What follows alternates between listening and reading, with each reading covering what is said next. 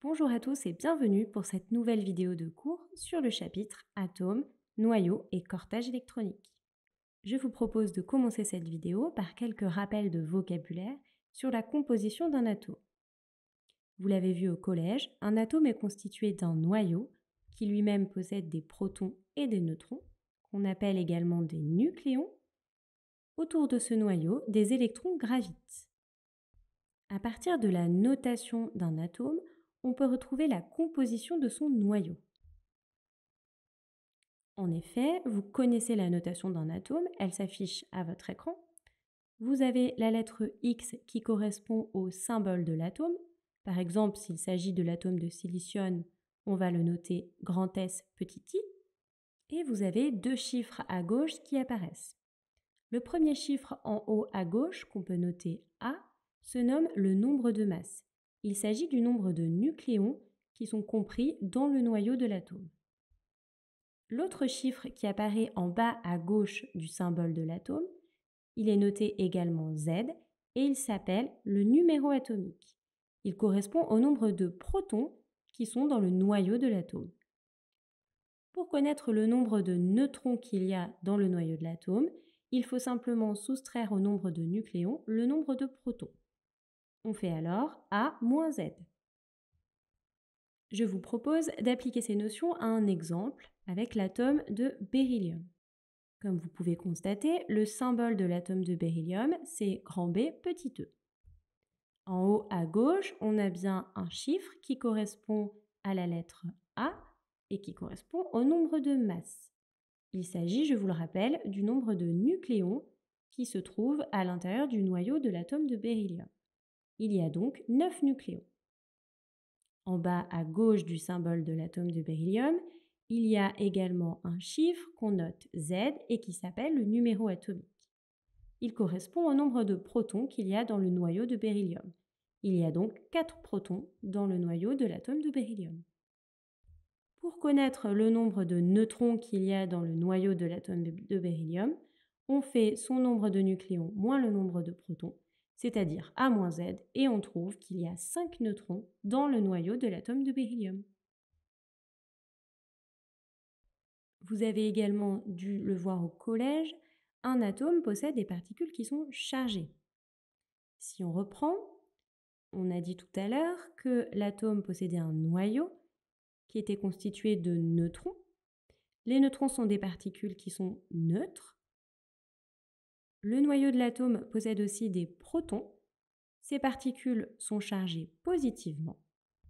Et autour de notre noyau, il y a des électrons qui, ceux-ci, sont chargés négativement. Vous devez également connaître une propriété essentielle pour les atomes, c'est la neutralité. En effet, on dit qu'un atome est électriquement neutre. Cela implique qu'il y a autant de charges positives que de charges négatives dans un atome. Vous l'aurez compris, il y a donc autant de protons que d'électrons dans un atome. Si on reprend notre exemple de tout à l'heure, on a vu que l'atome de beryllium était constitué de 9 nucléons, dont 4 protons et 5 neutrons. Si on applique la propriété de neutralité de l'atome, alors on sait qu'il y a autant de protons que d'électrons, donc l'atome de beryllium possède 4 électrons. La manière dont les électrons gravitent autour de l'atome a longtemps posé des problèmes aux scientifiques. Finalement, on a retenu le modèle de Niels Bohr qui dit que les électrons qui gravitent autour de l'atome sont organisés en couches et en sous-couches électroniques. On peut alors déterminer pour chaque atome ce qu'on appelle une configuration électronique. Dans le modèle de Niels Bohr, on a donc des couches et des sous-couches, chaque sous-couche pouvant accueillir un certain nombre d'électrons. Vous devez connaître les 3 premières couches. Je vais les détailler avec vous dans cette vidéo. Dans la première couche, qu'on appelle la couche 1, il y a une seule sous-couche, qui s'appelle la sous-couche S. Celle-ci peut accueillir seulement 2 électrons. La deuxième couche s'appelle la couche 2 et possède 2 sous-couches, la sous-couche S et la sous-couche P. La sous-couche S peut accueillir au maximum 2 électrons et la sous-couche P peut en accueillir 6. La dernière couche que vous devez connaître, c'est la couche 3. Elle possède 2 sous-couches, la sous-couche S et la sous-couche P. La sous-couche S peut accueillir au maximum 2 électrons et la sous-couche P peut en accueillir 6.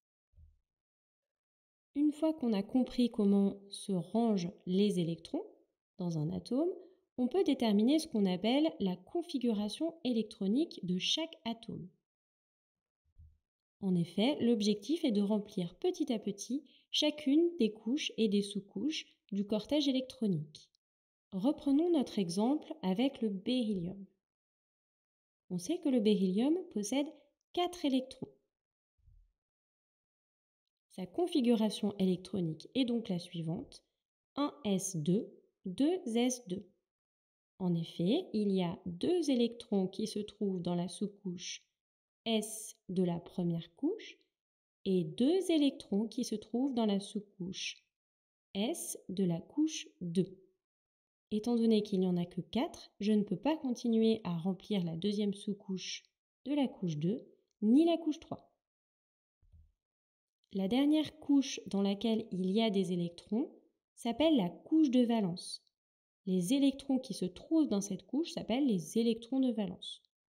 Ainsi, on peut dire pour l'atome de beryllium que l'atome de beryllium possède 2 électrons de valence puisqu'il y a 2 électrons dans la couche 2 qui est la dernière en cours de remplissage.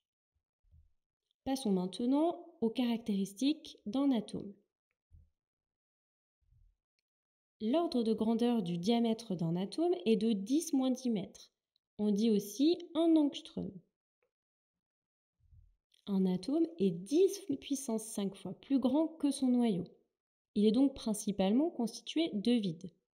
Par exemple, si on représentait un noyau d'atome par une balle de ping-pong, alors le diamètre total de l'atome ferait 4 km.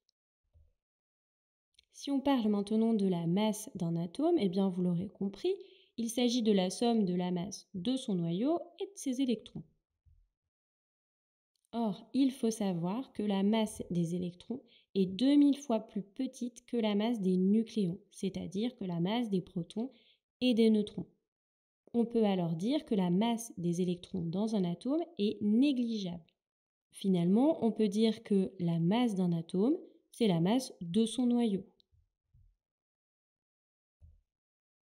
Pour connaître la masse du noyau, eh bien, il faut multiplier le nombre de nucléons qui constituent le noyau par la masse d'un seul nucléon. Vous avez dû le voir au collège également, mais Dimitri Mendeleïev, en 1896, a constitué le premier tableau périodique des éléments chimiques. Il a en effet classé tous les atomes dans un tableau. Vous voyez apparaître ce tableau à l'écran.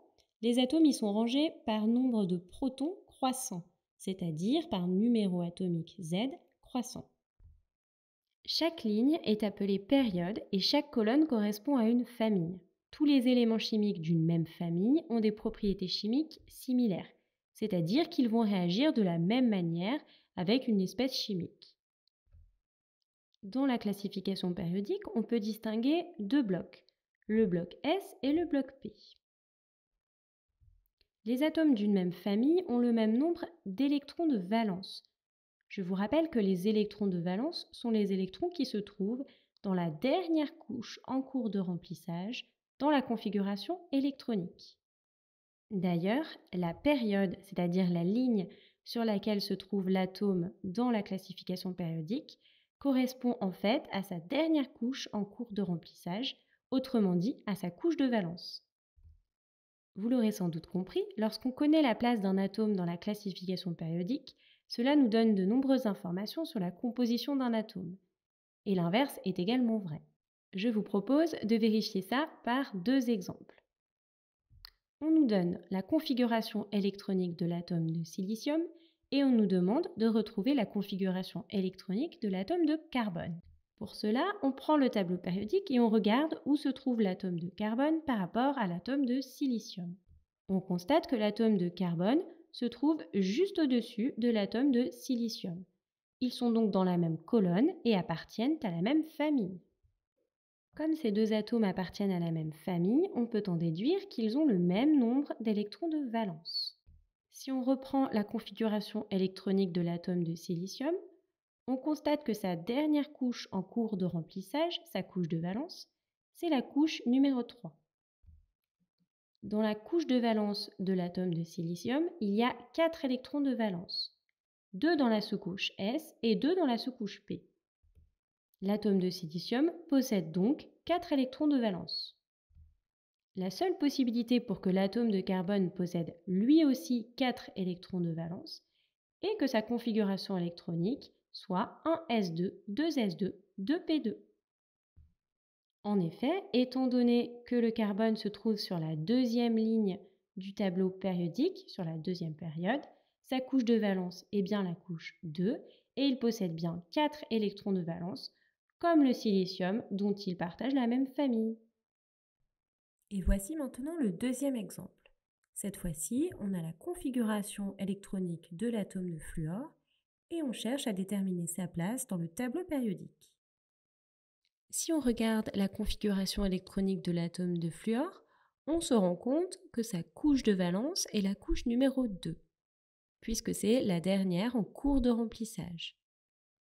On peut alors dire que l'atome de fluor se trouve sur la deuxième ligne du tableau périodique, qu'on appelle également la deuxième période. Si on regarde une nouvelle fois la configuration électronique de l'atome de fluor, on se rend compte que celle-ci se termine par la sous-couche 2p. Cela veut dire qu'en fait, l'atome de fluor se trouve dans le bloc P du tableau périodique. Étant donné qu'il y a 5 électrons dans la sous-couche 2p, on peut même en déduire que l'atome de fluor se trouve dans la 5e colonne du bloc P. Si on fait maintenant apparaître le tableau périodique des éléments chimiques, on se rend bien compte que l'atome de fluor se trouve bien à la deuxième ligne ou à la deuxième période du tableau périodique des éléments chimiques et sur la 5e colonne du bloc P. C'est la fin de cette vidéo, j'espère qu'elle vous aura été utile et je vous invite maintenant à refaire les exercices que vous avez faits en classe et à vous abonner si cette vidéo vous a plu. À bientôt!